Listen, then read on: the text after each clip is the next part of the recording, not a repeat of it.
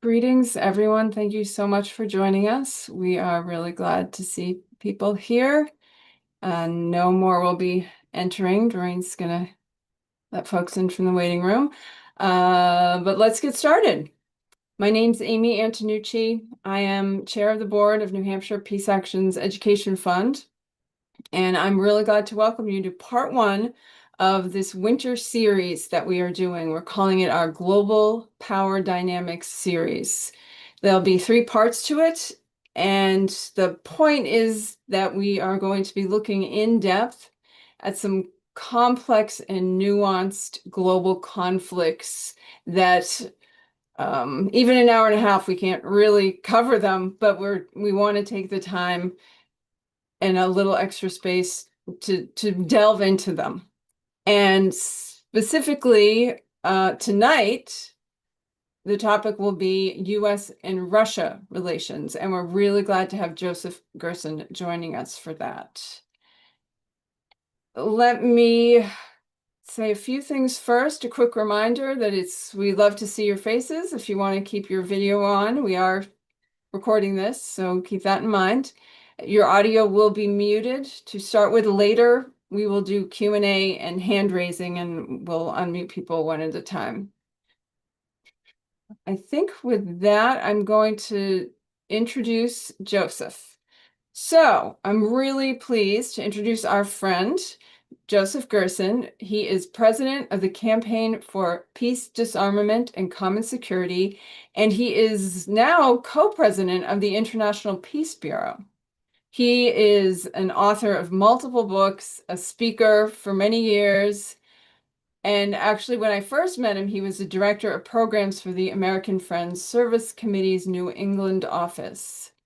He has been an important person for me and for New Hampshire Peace Action to be connected to learn from, and someone that I really find, again, able to look at these really complicated situations without oversimplifying them. It's a skill that not everyone, not all of us have, and I really appreciate that you do, Joseph, and that you are joining us and will speak to us from that place. And I want to turn it over to you.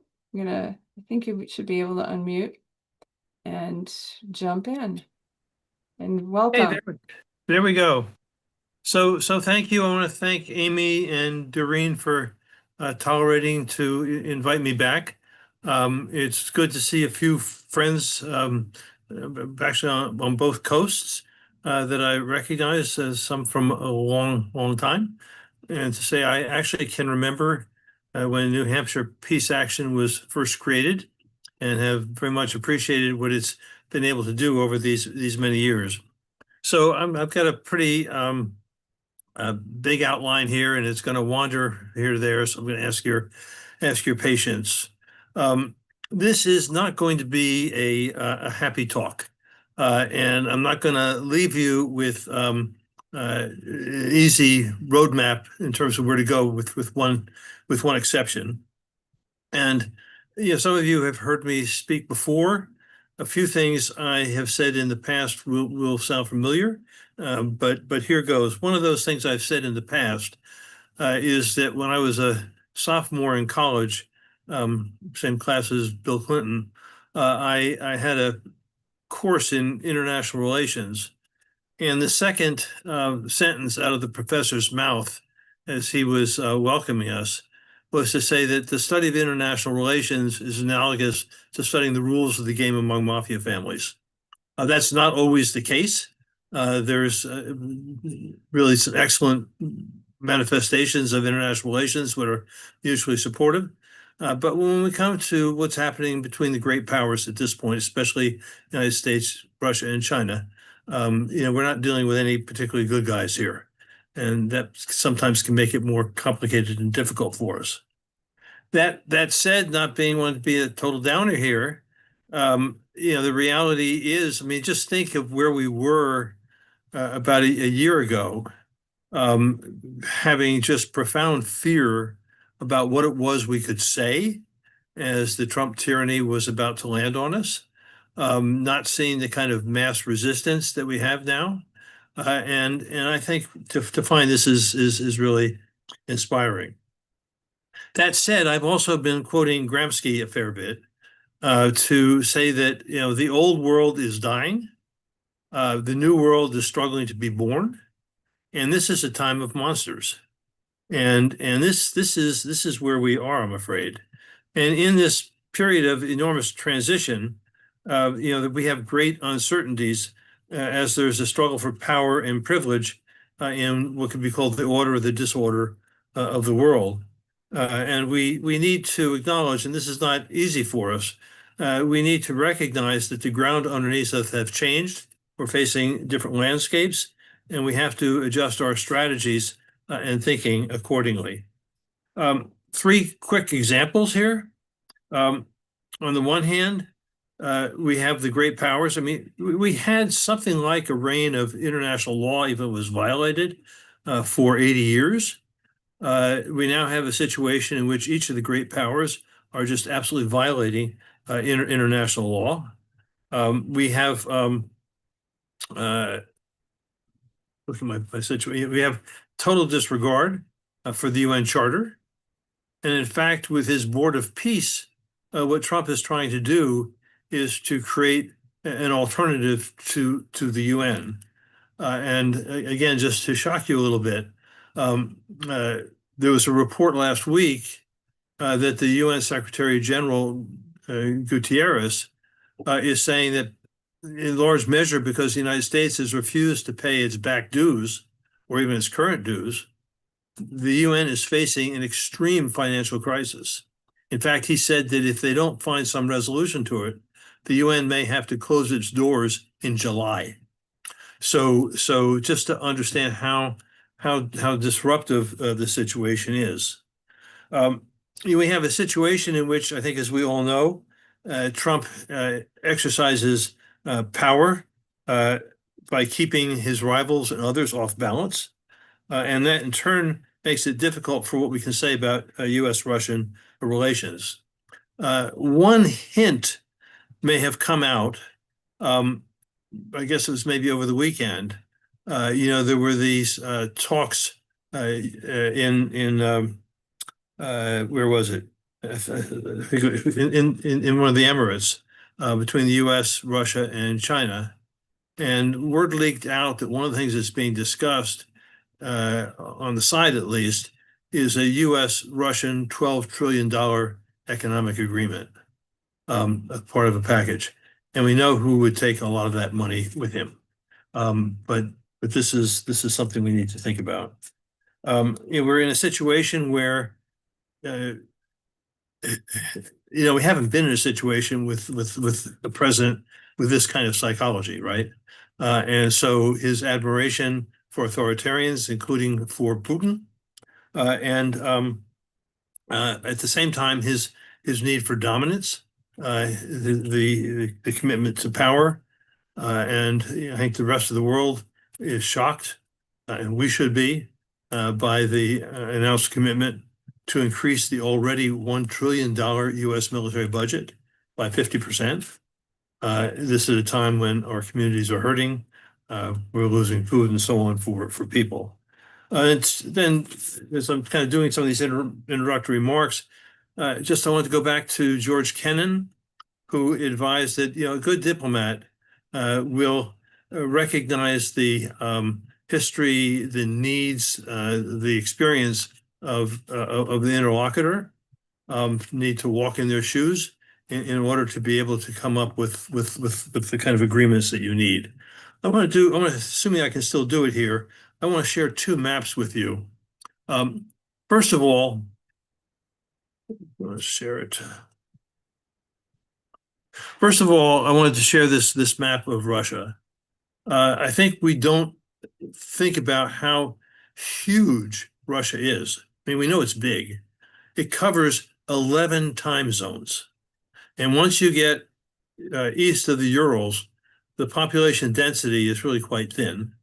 And when you get out of the cities, there's considerable poverty, which helps to explain how they've been able to recruit or dragoon so many young men and some women to fight in Ukraine.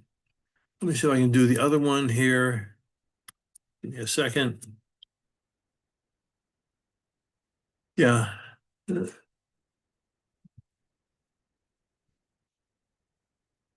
Maybe share. And this one, it's really kind of quite hard. This is not, it's frustrating because the colors aren't real good.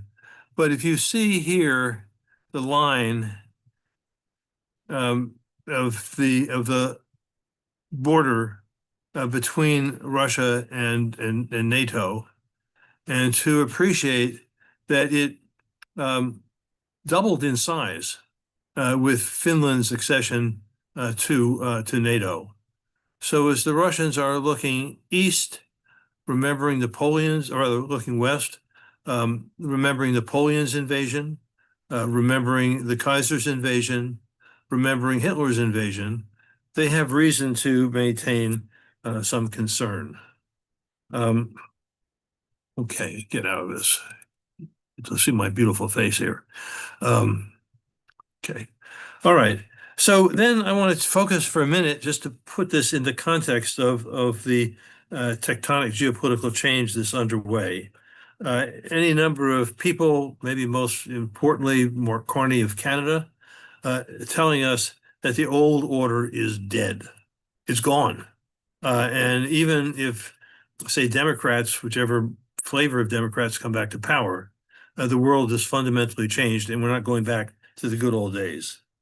And there are a number of parallels, especially to the period preceding the First World War, which explains how dangerous the situation is, and some also similar to the period leading up to World War II. So what are these parallels? We have rising and declining powers, and one can question where Russia fits in, whether it's rising or declining after the collapse of the Soviet Union. We have very complex alliance systems with certainly allies on the U.S. side, uncertain of the commitments of the United States. We have arms races with new technologies, including AI, and others, and even concerns about how they might affect nuclear weapons planning.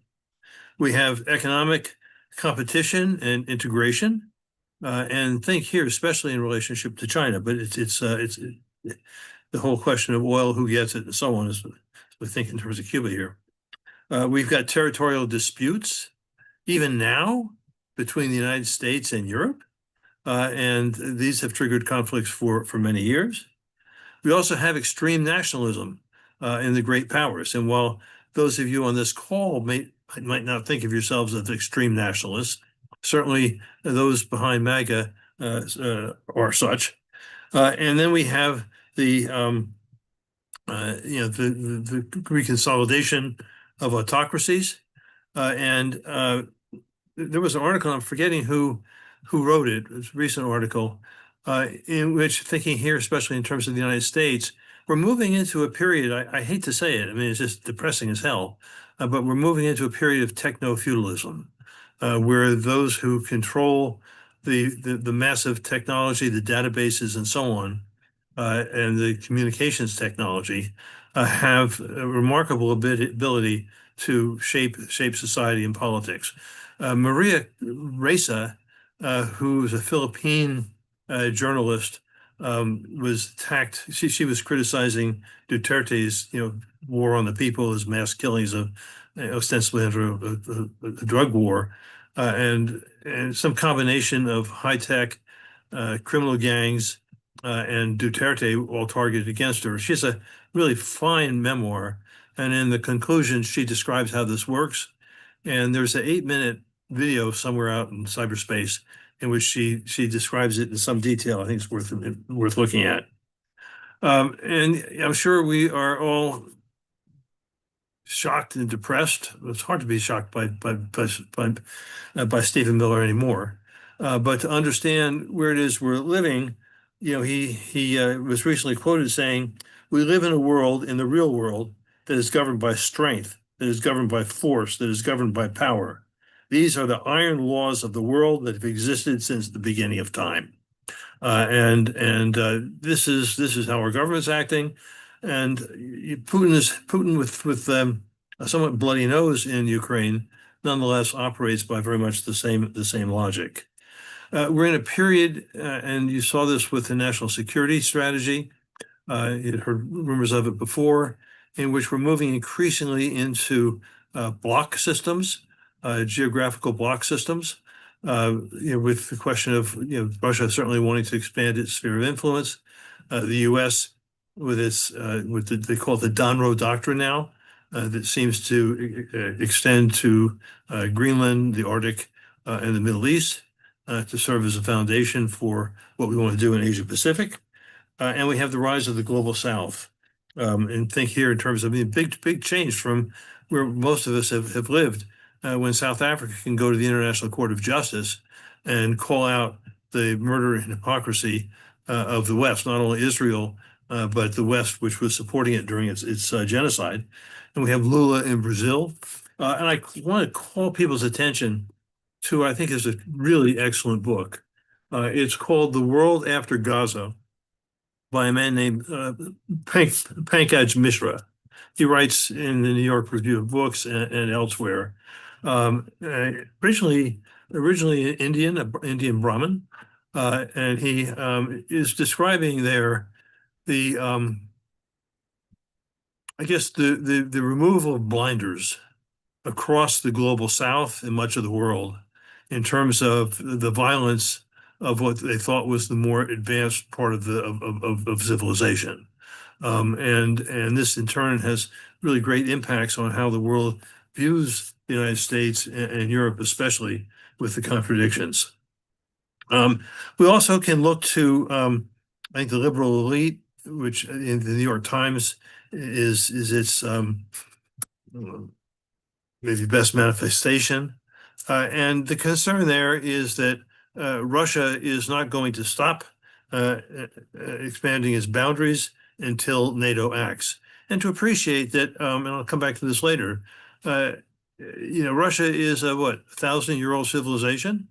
It's had periods of vast, in addition to the conquest of a continent, the Crimean War was fought in part because of the power of Orthodox Christianity in Russia, and wanting to hold on to its Middle East influence. The Russians used to have responsibility for the Church of the Holy Sepulchre in Jerusalem. So we're dealing with some interesting pieces there. And the fear, of course, in the West, and you certainly see it in Europe, is of a new Munich period. That if they don't stand up to Russia, then Russia will take as much as it can get. And this is in part reinforced by Russian demands in December of 2022, before the invasion. You remember there was diplomacy going on at the time.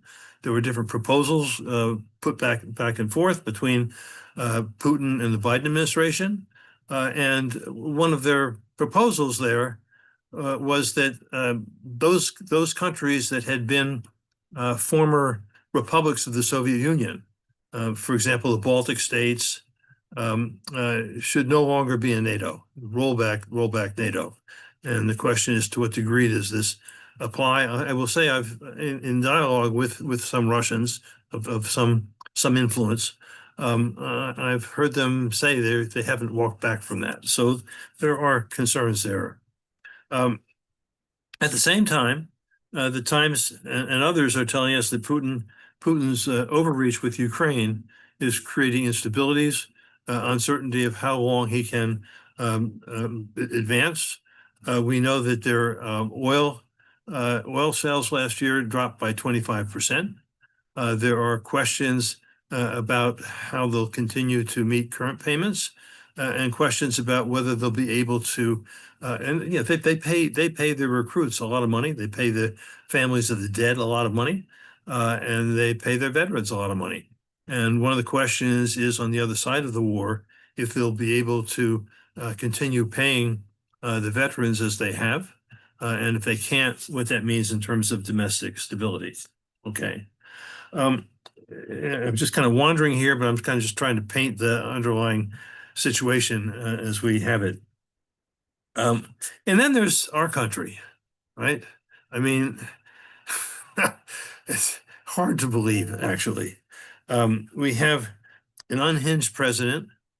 I'm part of a track two process, which is to say, I don't know how it happened. This one is not like the others. So it's principally arms control, negotiators, other diplomats, and a few generals from the U.S., from Europe, and from Russia. And shortly after Trump's election, I think one of the Russians asked in an informal conversation, so what are Trump's priorities? And one of the senior Americans said, well, that's easy to say.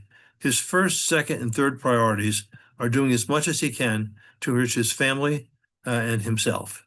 And we can read reports, nobody has a precise number here, but it seems that within the first year, Trump has managed to siphon off somewhere between 1.5 and $4 trillion. Not billion, but trillion. Just, and we've used the word feudalism in the kind of the structures here. I mean, this is make the robber barons feel like paupers, right?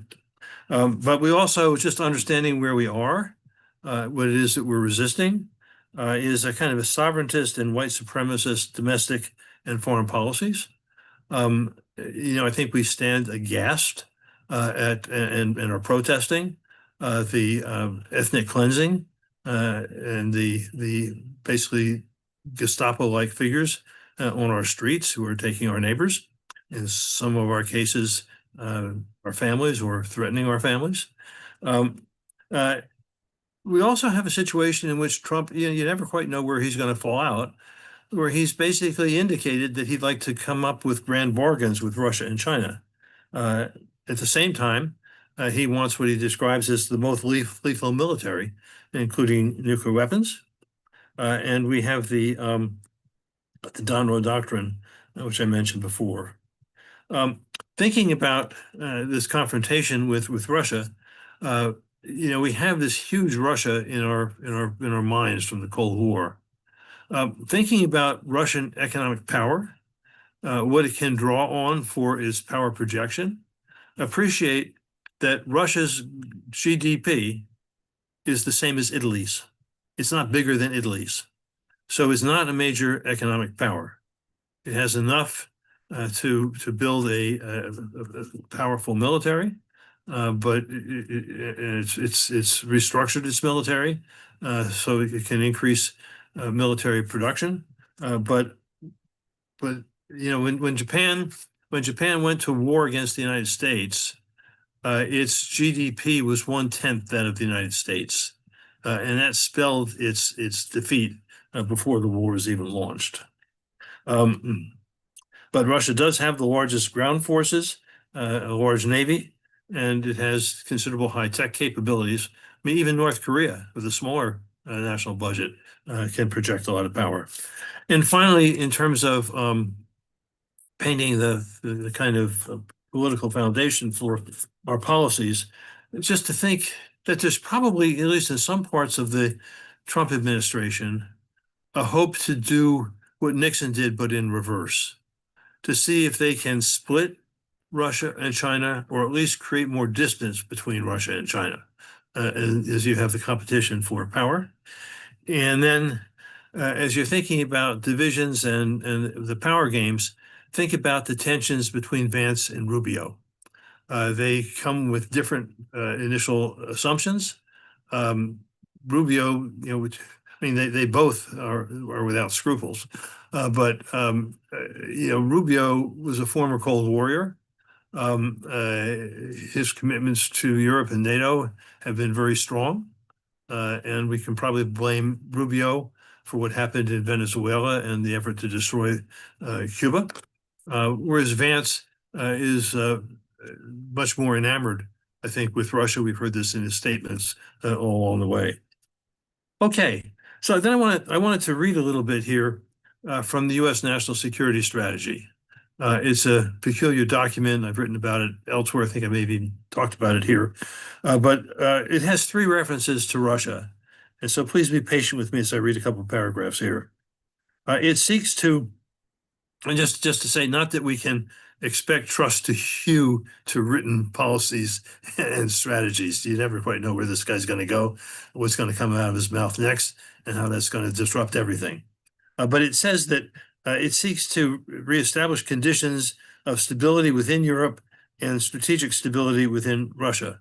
Of course, that stability within Europe would be a neo-fascist stability, as you have Trump and Vance supporting AfD in Germany, Le Pen in France, and so on.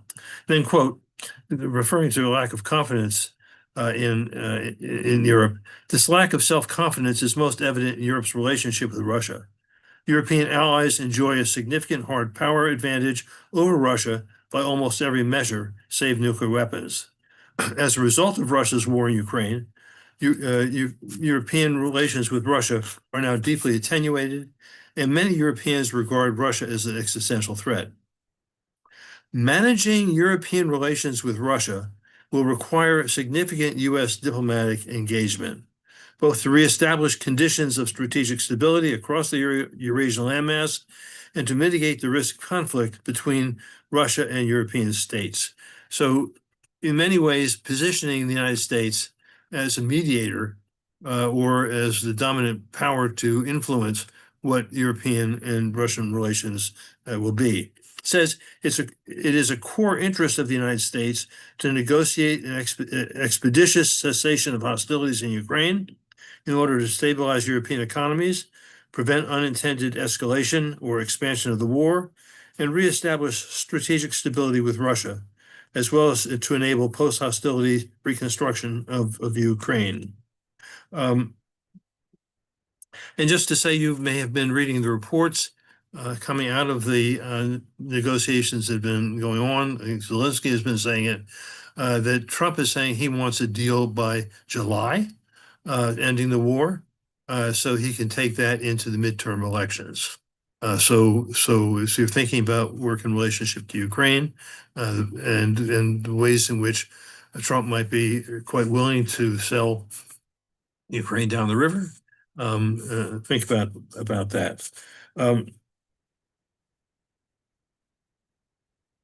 Yeah, I've done that. Okay, so now I want to say a little bit about Russian history and geography, not a whole lot. I made some reference to it already, but Russia was founded as Kievan Rus, which is part of why they have historical and cultural commitment to holding on to portions of Ukraine. And we can talk about Ukraine in greater depth in the course of Q&A, maybe if you want. I'm not going to go into the history of the war now or the divisions there. It's interesting. I try to remember who it was. It might have been Khrushchev's daughter. I'm trying to remember. The book's over here on my shelf. But a book which focuses on the Russian symbol of the double eagle. So Russia identifies both as an Eastern power and a Western power. As I was telling Amy and Doreen as we're starting, I'm just making my way through ridiculously a 500-page small type history of Russian and Chinese relations of 400 years. And it's really quite remarkable. I mean, they're engaging, they're moving into Eurasia and defeating, wiping out indigenous peoples as they move to the east. At the same time, the Europeans and the settlers here are doing the same thing on the American continent. Reading the book, one is reminded of just how huge Russia is. And one of the things you see is that 400 years ago, there was essentially no contact between Russia and China. They're making their way sort of like Lewis and Clark across wild steppes where they don't know where they're going. And lo and behold, they find themselves confronting a civilization much more advanced than their own, Chinese civilization. So we need to understand these kind of deep currents of history, and then to appreciate that it was Peter the Great what in the early 1700s, who thought it was important if Russia was going to develop to turn toward Europe, right? And so he created St. Petersburg as the window to the West, began uh, parading Western technology into Russian development, not unlike the Chinese have done with Western technology over the last 40 years. And so you have a situation where the Russians are torn between East and West over time. Um, Making reference to Peter the Great, someone was recently observing that is Putin as Putin faces an increasingly difficult political situation, the need to have some victory in order to end the war, he's not only dealing with militarist forces within and nativist and chauvinist forces within Russia, he's also dealing with the Peter the Great in his head. And this makes him a little bit difficult. His ambition is to be this great leader for Russia. So again, thinking about space, it's 11 time zones, is 5,600 miles across. That's about double what it is from New York to Los Angeles. And as I showed with in part with the map of Russia and NATO, it's bordered by 14 countries. That makes its relations with the rest of the world, its perceived vulnerabilities, quite real. It's interesting in reading the book that I've been reading. I had read about and been aware of kind of the tensions between Russia and Japan in the 1930s and certainly the 40s in China. But what you don't realize is that Stalin was very, very afraid of Japan as it had influence in Manchuria, was competing for influence in Xinjiang. He was very afraid of an attack by Japan through the soft underbelly of Siberia, and with the sparse population there, uncertain that Russia can hold it. So there was a major battle actually fought in Xinjiang, which led the Japanese to decide it's better to go to war with the United States and in Southeast Asia than against Russia. So complicated history. Okay, then to New Start and this dimension of our relations. Let's get a little bit of water here for a second. Okay, so I'm sure everybody here is well aware that with the expiration of New Start, the 60-something-year-old arms control regime is, at least for the time being, dead, that there are no arms control agreements still extant between the United States and Russia, who between them, even with Chinese military nuclear buildup, still have about 90% of the world's nuclear weapons. New Start placed limits of 1,550 warheads on each side, but they're also, both of them had stockpiles, right? I think the U.S. stockpiles on the order of about 4,000 nuclear weapons. So we didn't get rid of them all.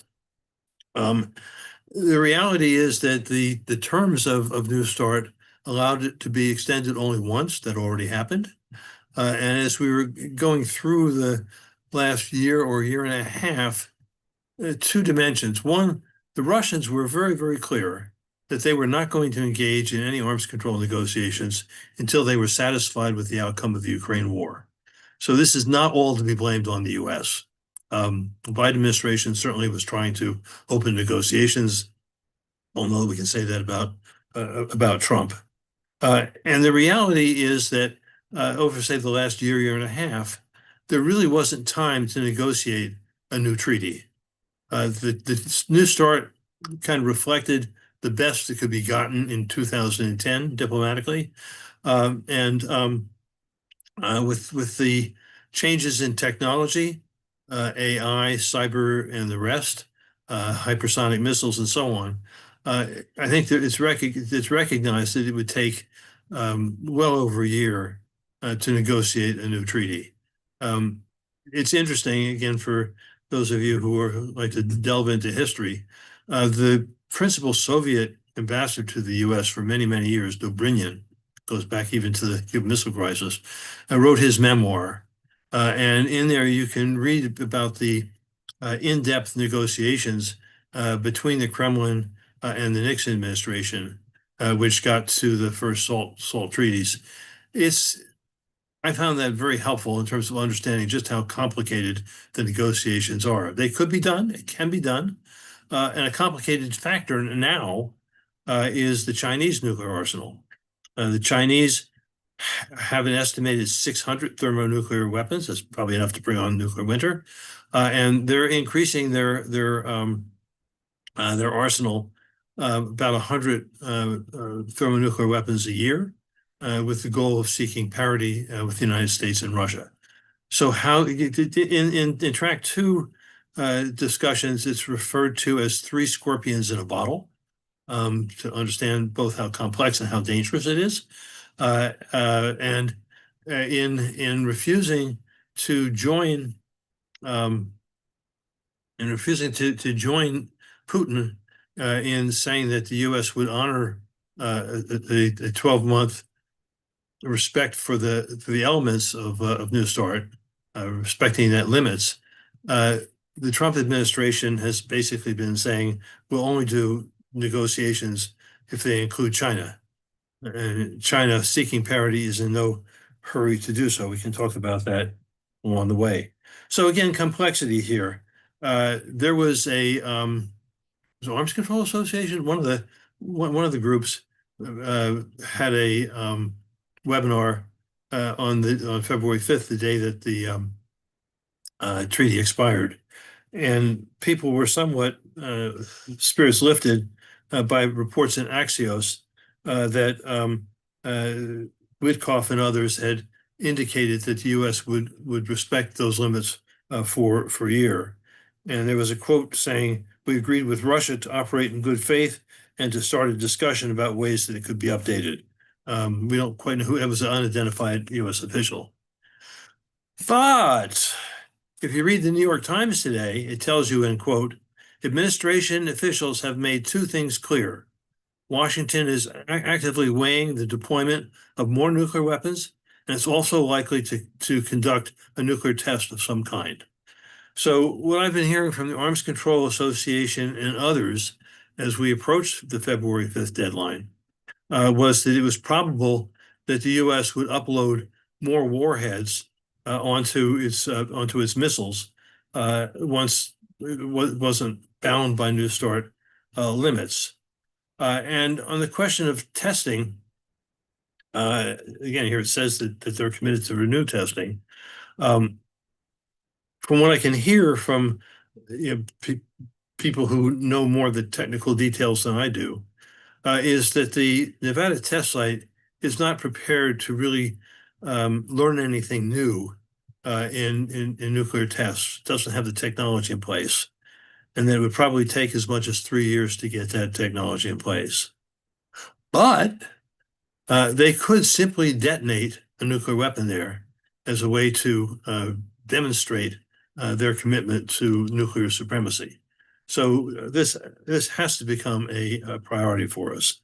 A few more things here. Just as we have to face some of the hard realities that we're in. I mean, I began with that Gramsci quote. One of the other things that I'm hearing from people I respect is that the NPT, the Nuclear Non-Proliferation Treaty, described as the cornerstone of arms control and non-proliferation now since 1972. It's been in trouble, right? Article 6 requires the initial 5 nuclear weapon states to engage in good faith negotiations for the complete elimination of their arsenals. And what we have seen is the nuclear powers have no intention to do that. They've resisted it every step of the way.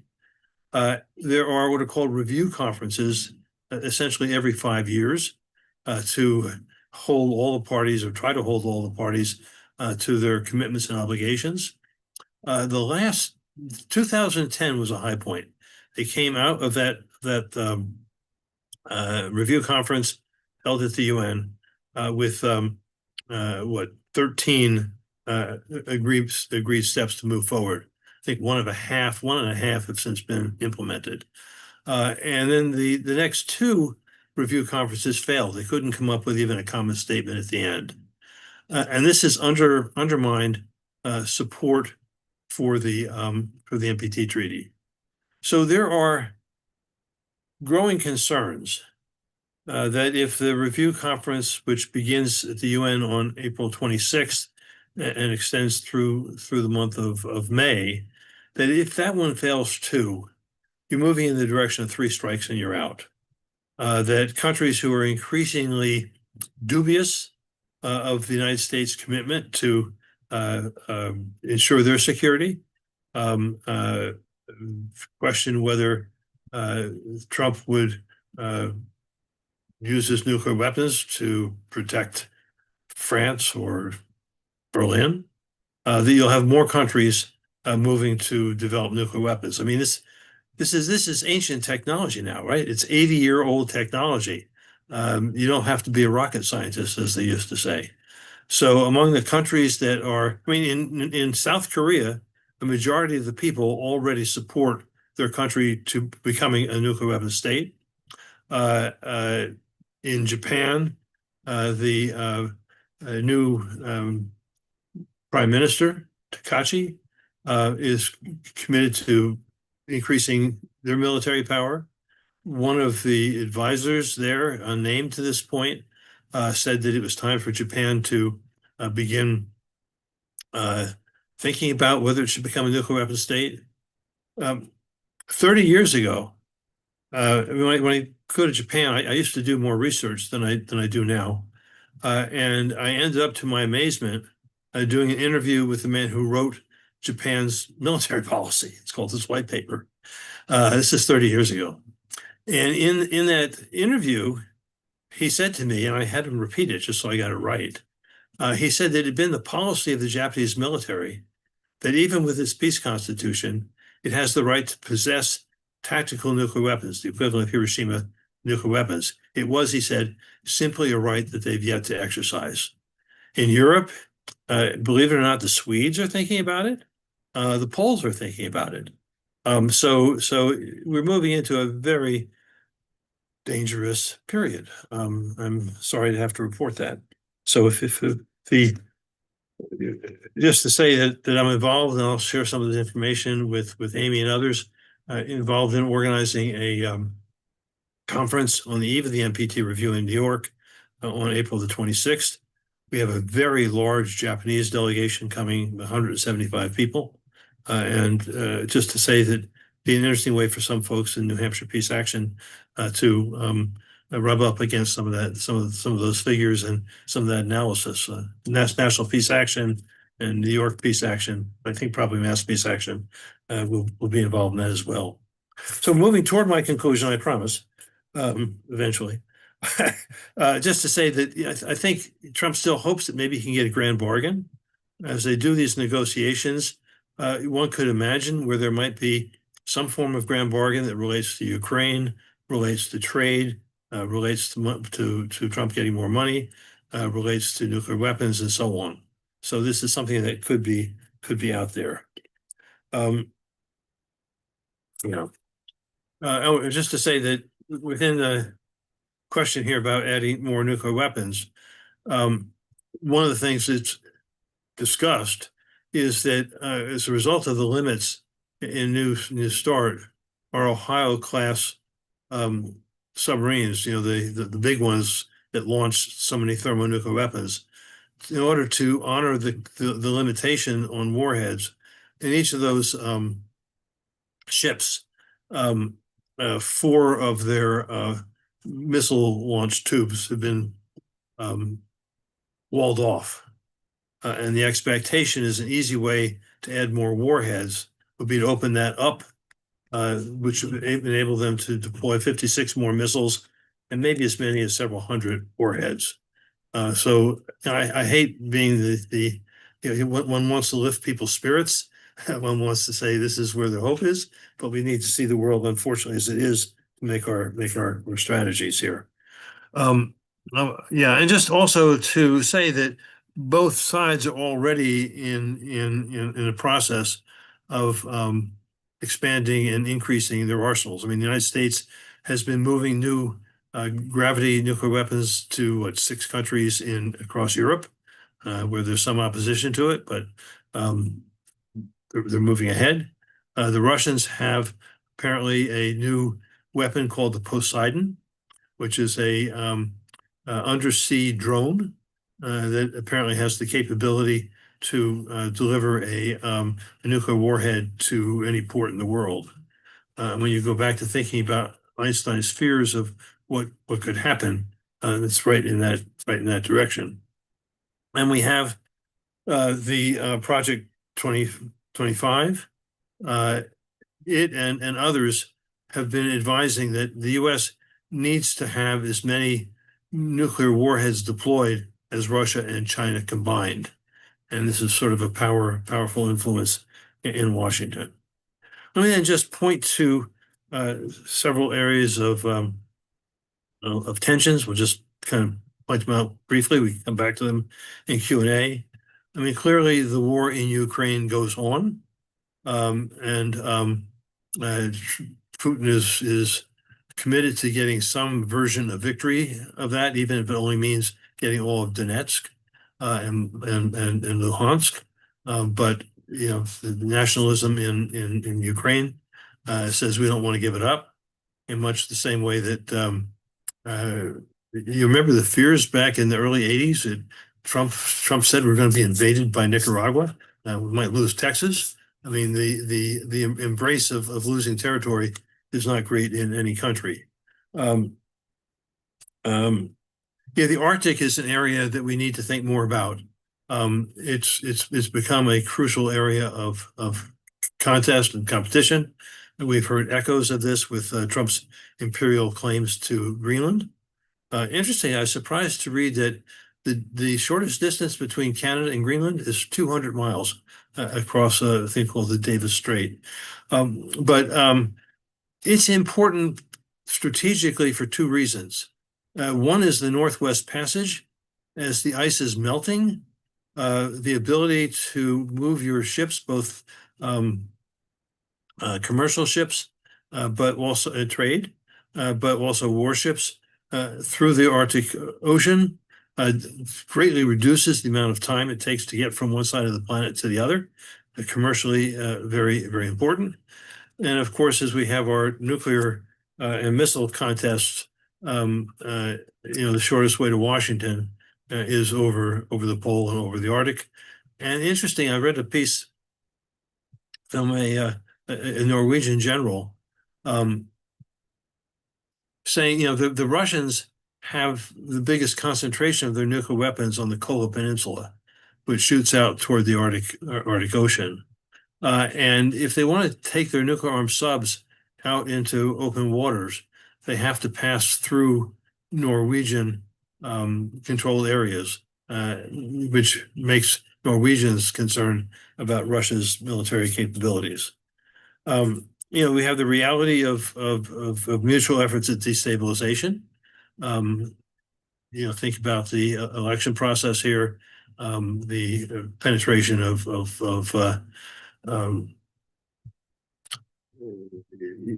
social media and the rest. And we have the BRICS system, which maybe is not as strong as it was before. But one of the ambitions of the BRICS, let's say Britain, Russia, India, China, and Saudi Arabia, has been to create an alternative reserve currency to the dollar, and to appreciate how our economy has been so subsidized and reinforced over now 80 years by thinking here of New Hampshire, the Bretton Woods system and the dollar. Mhm. And then I want just to conclude with a few afterthoughts about similarities between our countries, and then point to a couple of directions we can take. Um, First of all, as I mentioned, we have the commonality of having our own manifest destiny cultures, right? And the conquest of continents and the genocide that was inherent to it. Um, uh, as we see with Trump and MAGA, we have similar questions as to how deeply we are European as the Russians do. You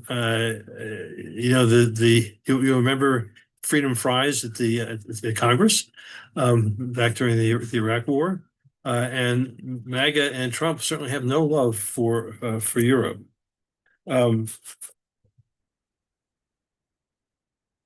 um, Although we're constitutionally different, one of the reasons that MAGA so loves Putin is white Christian supremacy. And that runs deep in both of our cultures. I wish it weren't so. I'm Jewish.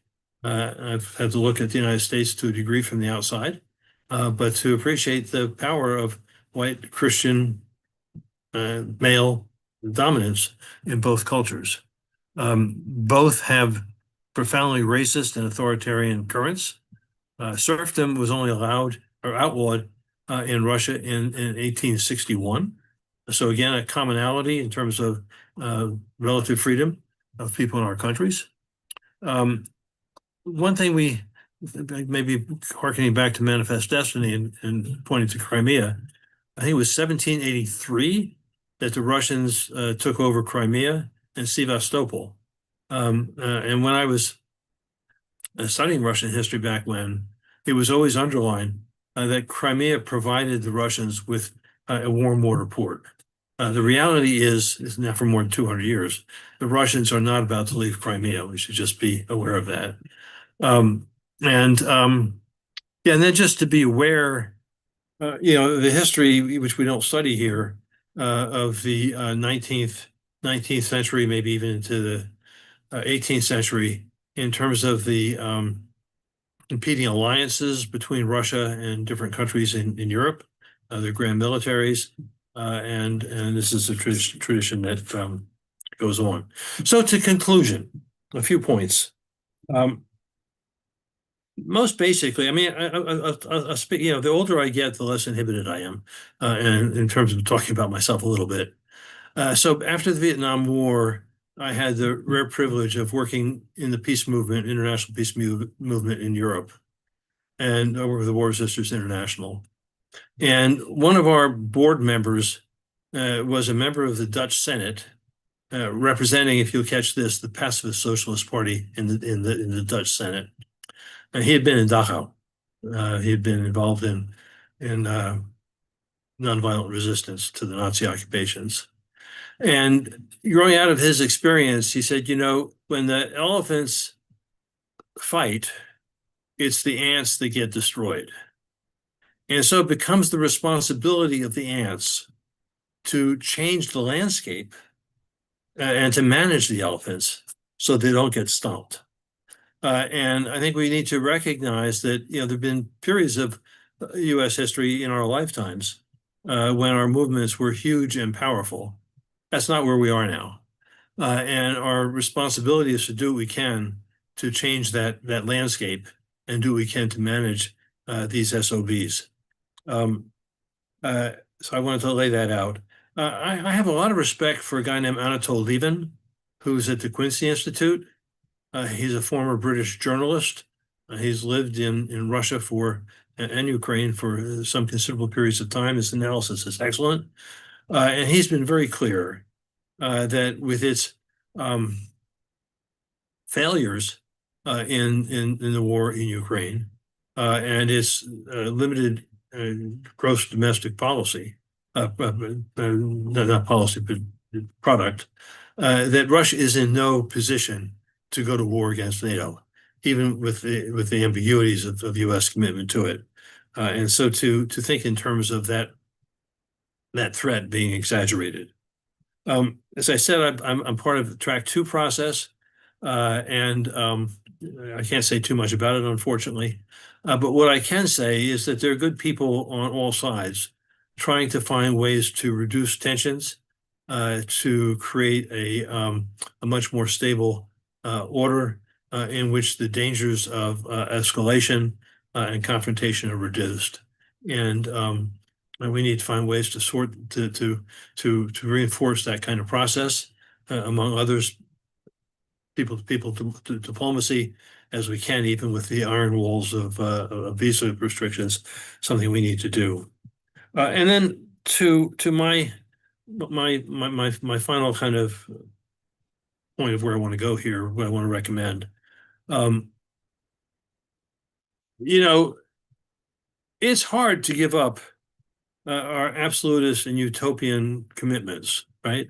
Um, uh, the world I want is so much different than what we have or what I'm going to get in the years remaining to me. And the Bolton atomic scientists remind us there were 85 seconds to midnight. I mean, they didn't do that as a joke. That wasn't his performance. That was a profound warning. And so in this context, uh, I, I find myself having compromised more than I'm happy with, but to advocate for common security diplomacy. Common security diplomacy, uh, emerged at the height of the Cold War, initiated it by a commission led by Olof Palme of Sweden, with the basic idea that we can't be secure if our rival is insecure. From their insecurity, they will take military or other actions, technological actions, to compensate. That in turn gets read as escalation and a threat to us, and you have a spiraling arms race, as we had through much of the Cold War. And what he and the commission, which included former Secretary of State Cyrus Vance, a better Vance than the one we have now, what they came up with is you have to, in difficult negotiations, it's not easy, but diplomacy is what you have to do. You have to identify on each side what it is that you're doing or the other side is doing that creates the greatest threat and insecurity. And then you do the difficult negotiations of how that threat can be reduced without undermining the security of the other side. That kind of diplomacy led to the INF Treaty, the Intermediate Nuclear Forces Treaty, but in 1987, that ended the Cold War 2 years before the fall of the Cold War. And so this is something that I think we need to be thinking about. The International Peace Bureau, which I work with, working with quite serious figures from across the world, in 2022, developed a common security report. I've worked also with people in Asia Pacific to develop one for the Indo-Pacific. And these are good resources to look at. Yeah, so there's that. I can in the Q&A period, I'll put links there. But then the last thing I want to say is that, and I need to put the chat on here. The last thing I want to say is I think our greatest priority here is to be resisting the Trump tyranny and to be defending constitutional democracy. So that's the foundation, right? And we've won a number of fights, but we haven't won the battle. Not analogies I like to use, but it's there. And I think the biggest threat to our and maybe the world's future will be the outcome of the 2026 midterm elections, whether we'll have them or if we do have them, and if they're reasonably fair, if the outcomes will be protected. And when I've been thinking for quite some time early on, you know, essential to our national identity, despite what we are experiencing, is popular sovereignty, the power of the people. And the question then occurs, where do the people have the power to overcome the threats that we face? And as I think about it, and we're not prepared to do it yet, the idea of a general or social strike is where we can exercise power. I mean, we saw in Minneapolis, even the one-day strike there had great impact on the economic powers there. That while the horrors continue, have forced Trump to step back a little bit, and it's reduced the forces there by about a third. I'm going to put this in the chat. Hope I get it right. There's a guy named Jerry Brecker, who's a really great nonviolent strategist, done a lot of work with organized labor. He's done a fine report on what he calls a social strike. And for next week on the 16th, I guess that's Monday, I've organized a webinar on a social strike, and we'll have three speakers there. One will be Colleen Rowley, a name you may remember from post 9/11. She was the FBI whistleblower who was warning about what basically revealed the corruptions of the Bush administration that made the United States vulnerable then. So we'll have her speaking about. She's in Minneapolis. We'll have her speaking about the situation in Minneapolis. We'll have Jeremy, who's written a really fine report on what's involved with the general strike, what conditions that lead to it are, the risks involved, because it's not risk-free, friends. And then we'll also have the vice president of the Chicago Teachers Union speaking. So I've put the link to register for that in the chat, we've got to keep our eyes on the prize. So I've gone on, I think, for the ridiculous amount of time that Amy and Doreen gave me.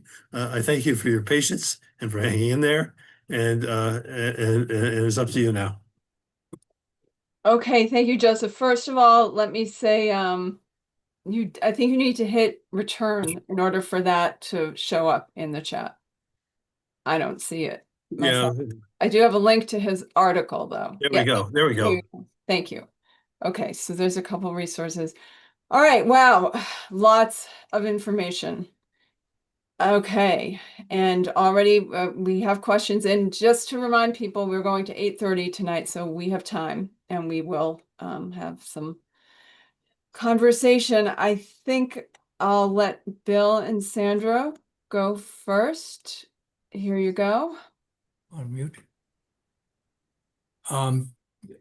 Okay, that was a wonderful bird's eye view of the world with a focus on Russia and U.S. What I am terrified about is war with Iran. Mhm. And the possibility if Israel gets severely damaged, as is expected by many foreign policy experts, that they would resort to a nuclear weapon. Mhm. That's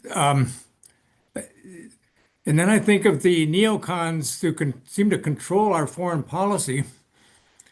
I think of the 70% or so of our citizens who want to end the genocide, but our foreign policy leaders, the neocons, are fully in the genocide camp. I'd like to have the luxury of thinking about Russia and Europe.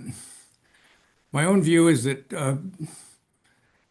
the Europeans should not threaten war with Russia. They should. They don't have the capacity to do much. So that's where I'm at. Thanks for listening. Okay. Also, just to say, I remember being in your home some years ago when Sandra organized a talk for me, I think at the university. So yes, I mean the dangers of a war with Iran are real.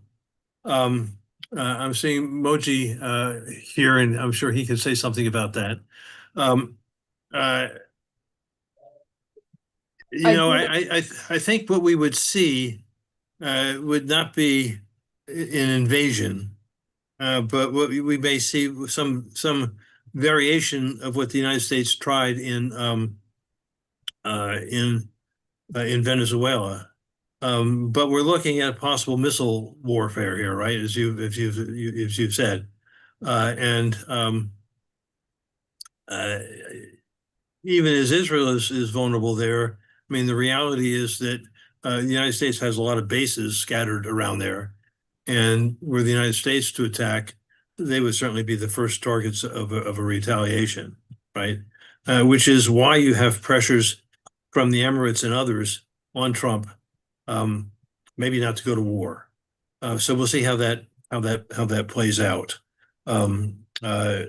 Basically, you know, New Hampshire peace action pushing no war with Iran is a very wise thing to do. How much effect our members of Congress have at this point, as we've got a tyranny ruling us, it's not clear. But building popular support is how we contain how we ants can affect the elephants. Just one other thing to say in terms of Israel. Um, I was asked some time ago to do a report about the next stage of European missile defenses. And I'm not a technological guy, but in doing my research, what I found was that the system being favored was actually an Israeli system, but the Israeli system depended on U.S. technology. And so the Israelis and the Europeans needed U.S. approval to move forward with that. And the lesson that I took from that is, and we can see it with some of the spy technology and the rest, is just how deeply the U.S. and Israeli military production systems, coercive systems, are integrated with one another. So to understand why so much of the military-industrial complex is tied as deeply as it is with Israel is because of that mutual dependency. We could go on, but I'll just close with that. But Yeah. yes, we need to prevent a war. And I will let folks know that our next part 2 of this series is going to be on the Middle East. So we will come back around to talking about that. And I'll give you the dates and such for that later on. So I do want to keep talking about Russia, and I do have some questions specific to Russia. And Moji, I see your hand. I think you're going to want to talk. Is this about Russia? How about I ask some Russia questions and I'll circle back to you, okay? Okay. So what I want to put out there first, you talked about early on that when you're doing diplomacy, essentially one of the things that you have to do is be able to walk in the shoes of your adversary, right? Mhm. And Yes. and something that I've noticed is an incredible resistance to that in this country Mhm. that I can't quite wrap my head around for some Mhm. reason. That when I'm even talking to friends, to other people that I feel like maybe they're not peace activists, but they're progressive. I just feel like I should be able to have a conversation with them. And I say anything like, well, Russia does have some security concerns. They say, well, why are you a Putin mouthpiece? I mean, it's so quick. It's like Mhm. there's no, I don't really understand.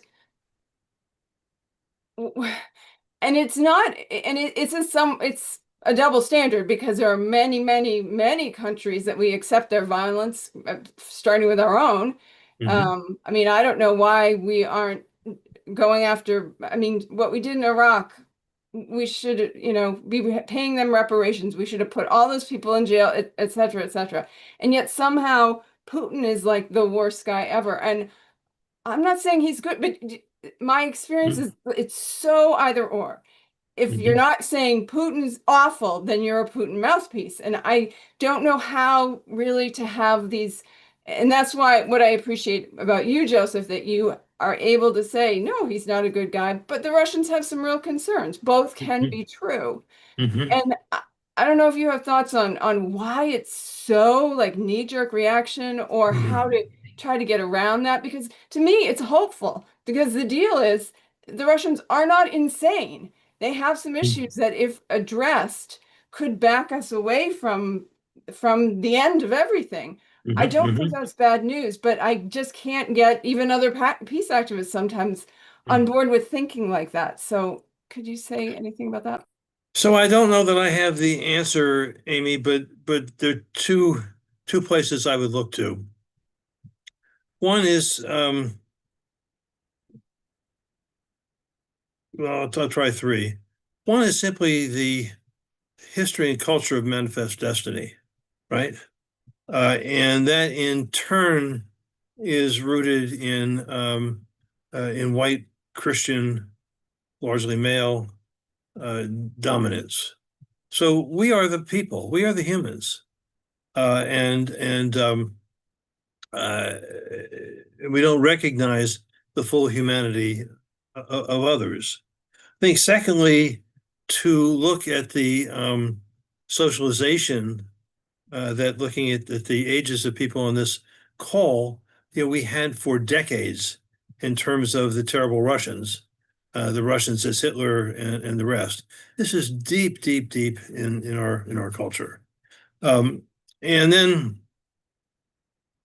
there was a third. Let me see if I can pull it. Um, it's eluding me at the moment. But I think those are two very profound parts of our culture. Um, but the irony, of course, here, as I was pointing to earlier, is that certainly some figures on the right, MAGA, Vance, have no problem with the Russians. Trump has no problems with the Russians because there's this white Christian racist mutual identity that's there. So it's complex, right? I hate to, we just have to deal with the complexity that's there. Thank you. I am going to take some hands up. Moji, go ahead. Thank you. Hi, and I'll make this quick. Regarding Putin, I put it in the chat that he and Xi benefit from Iran being under sanctions. Therefore, they sabotage any internal Iranian reform, and this is exactly to the delight of Netanyahu that needs a monster in Iran.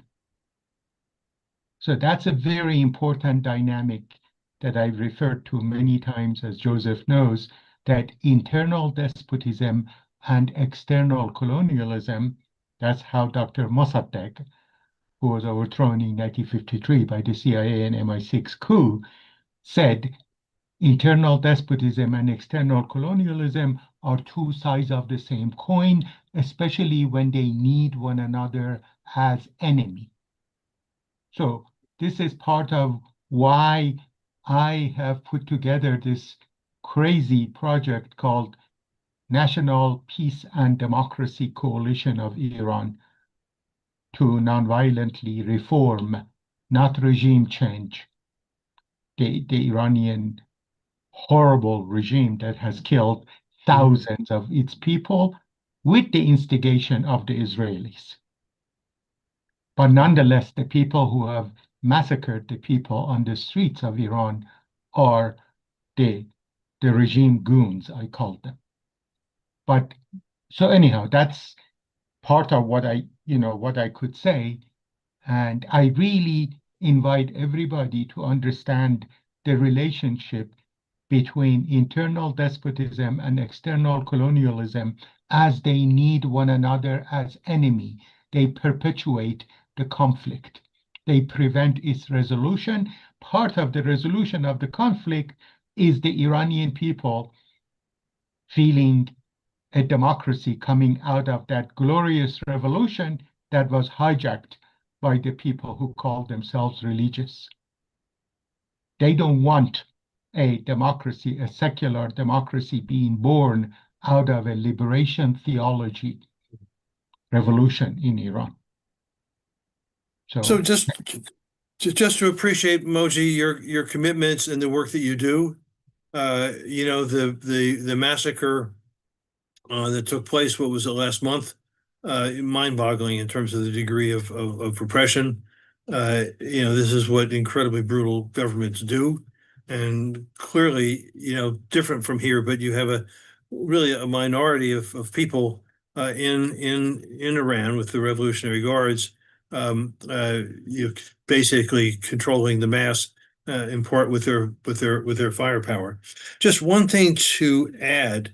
One of the questions that was out there was, why did Russia and China abstain on the Security Council resolution that authorized Trump's Board of Peace and the new colonial control over Gaza? And the answer that I heard that was most convincing is that neither Russia nor China really give a damn. Really about most countries in the Middle East, certainly at this stage, and where they can find advantage, they do. But I think their perception was it wasn't worth challenging Trump in this period. More to the rules of the game among mafia families. Okay, I saw another hand up, but now I don't. So Siddhartha, I think. Oh, let me see. I can't find him. He's still here. He's in the lower right, Michael. Not in mine. Siddhartha, if you would put your hand up, I'd be able to find you again. But maybe it was answered. I can't. Yeah. His hand's not up. No. Put people to sleep here. No. I'm sure that's not. Okay, so let's see. Well, yeah, okay. So what would you say to people who say that we're not going to be able to have arms control or anything like that because you can't talk to Putin, you can't talk to the Russians, they're so illogical, there's nowhere that we can go. We have to wait for regime change, essentially. Isn't that what they say about Trump? I mean, the basic piece is that negotiations take place between rivals or enemies. You don't need to negotiate anything like the same seriousness with your friends and allies. As we learned during the Cold War, you do your negotiations. And while you may trust, but you also have to verify. When you do your negotiations, you do your negotiations to make sure that the other side isn't going to seriously be able to break out of it. That's what it's about. And at this point, I mean, it's difficult to internalize how frightened and angry almost the whole world is at the United States. I mean, it's staggering. You just read the stories about the U.S. athletes at the Olympics. I mean, that explains it. So the idea that we are somehow paragons of virtue. I mean, I just read a report. There's an international organization that measures the corruption of different countries. The United States is now ranked as the 64th most corrupt country in the world. You only have to look at what's going on at the heights of our political system to understand that. So, we are in I trust that some people are doing this work at the moment, but a serious aspect of what we have to do is to be thinking about how we can reconstruct this country on the other side of this tyranny assuming we get there, right? I mean, so many basic systems have been destroyed, infrastructure destroyed, health systems destroyed. Um, you know, the great economic plans here where we're losing manufacturing jobs still. Infrastructure not being built. So we have a long way to go, and we have to one of the during the Vietnam War. Again, I have unusual reading habits, I confess. But I found myself reading the German philosopher um, Karl Jasper's book on the question of German guilt. It was 4 lectures that he gave at Princeton. And, there's more than a little bit that was identical between what we were experiencing while the United States was conducting its genocide in Southeast Asia and the undermining of democracy here, which culminated in Watergate, with the Nazi era and the silence, especially the silence of people. So I think we need to, while it certainly has its problems, Germany did reconstruct itself on the other side. And I think we have to be thinking about how we reconstruct our society. I mean, I realize this is not something that we can easily do, just campaign for peace, disarmament, and common security in New Hampshire peace action. But we need to be talking about it, and we need to be encouraging other people who have access to other institutions to be doing so. Yeah, I actually feel like this moment, it's not just this moment though, for quite a while I've thought we were like Rome falling, the Mm-hmm. Roman Empire falling, and that it was messy, but I'd rather live in Rome now than back then. It can be another side if we manage to hospice this dying empire with a little bit of safety, then So just for the fun of it, a couple summers ago, I read Mary Beard's book. It's like 4 letters. A few. Someone here will remember what they are, but her analysis of why the Roman Republic fell and became an empire was that 2 forces were at play after about 500 years. One was the power of the military growing out of its foreign wars, and the other was too much money in the political system. And that's remarkably familiar. all right, we have some others. I'm going to let Donna go first because she hasn't spoken yet. But if everyone stays a little succinct, we'll get to everyone. Donna, are you able to? Yep, There you great. Joe, mostly I wanted to say hello to you. It's really good to see you. Thank you so much always for tonight and for everything that you've done for so many decades. I have a question, but I also want to make a comment of appreciation also to you, Amy, for raising that really key issue of how do we talk with other people who are thinking differently or thinking similarly, but in a way that doesn't allow for complexity and thought and dialogue and so forth. And I'm really working on that in my circles, and that would be an interesting group discussion to have too, I think. I'm also a dual citizen with Italy, and I get back there every year, so I love it that you're talking about Rome.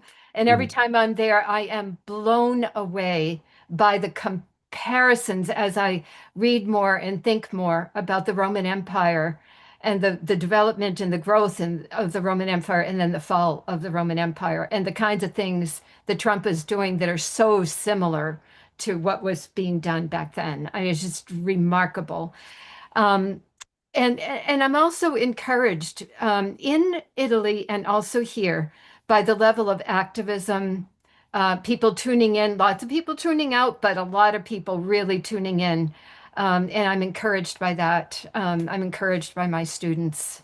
But Joe, I wanted to ask you about the Supreme Court. Yeah, I know. I know. Is there any hope there? And in what way might there be a pathway?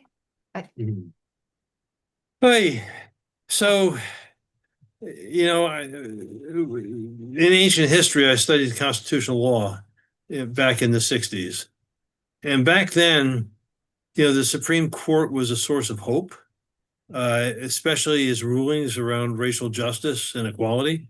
And one could look forward with optimism, right? But what we've had over time in a very conscious way, the stacking of the Supreme Court, the making of I think we have to call it a counter-revolutionary force, right? I mean, I think Justice Powell at one point wrote a memorandum about how the right and corporate interests could consolidate their power here. And we see it not only with the appointments, but then with the series of rulings, beginning with Citizens United. And that's just so totally messed up. I mean, it's not the word I want. Our political system here, right? It's just opened the way for money to rule. We lost a number of opportunities during the part of the Biden administration when they had a majority in the Senate, and in even the Obama era, because clearly the only way to overcome the power that the right was practicing is to expand the courts.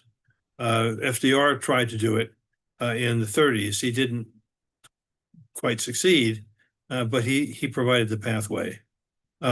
So clearly, what it means is we've got to come up with some kind of a landslide, which is increasingly predicted if we actually have elections in 2026, and then hold it, because Trump is not going to approve any kind of legislation in that direction.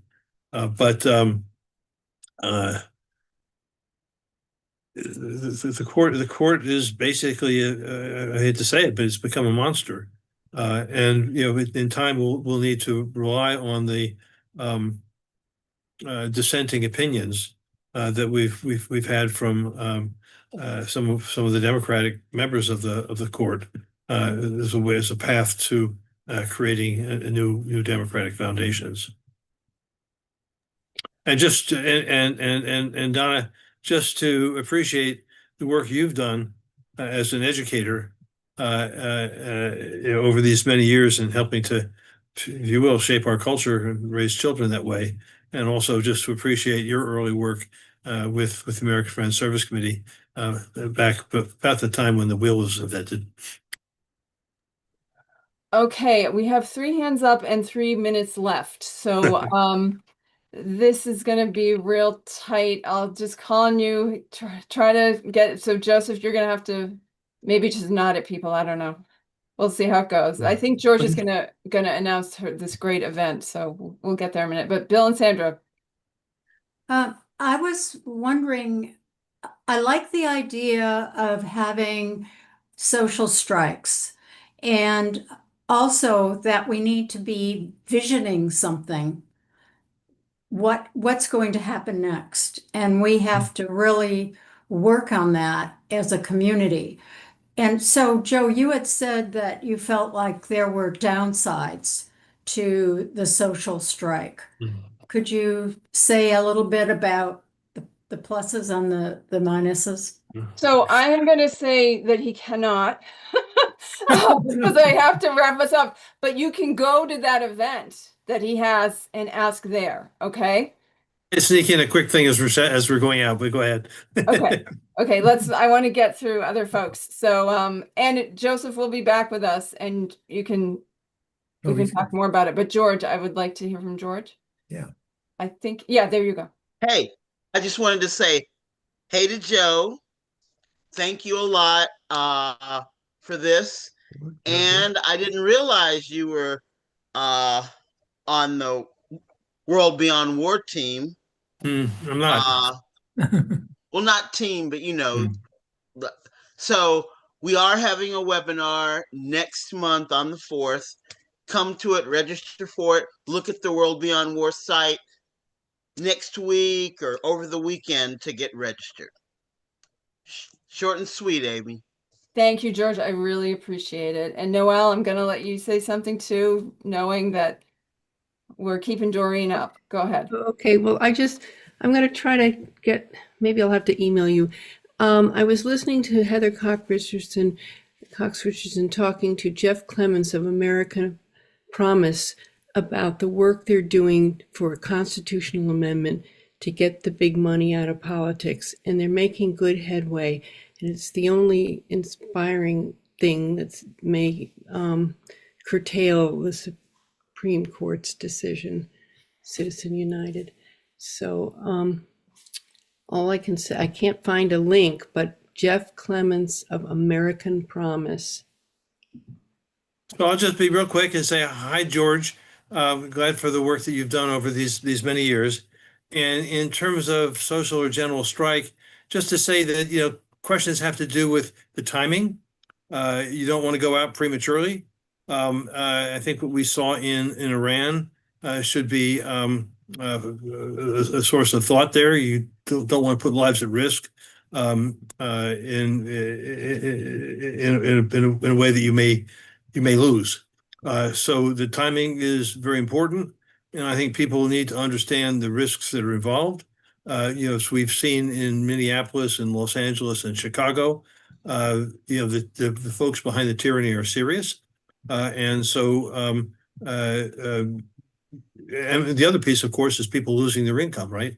When you go on a strike. So that needs to be thought about. But as I said, it may be ultimately the only real tool we have, but we have to be really careful about how we exercise it.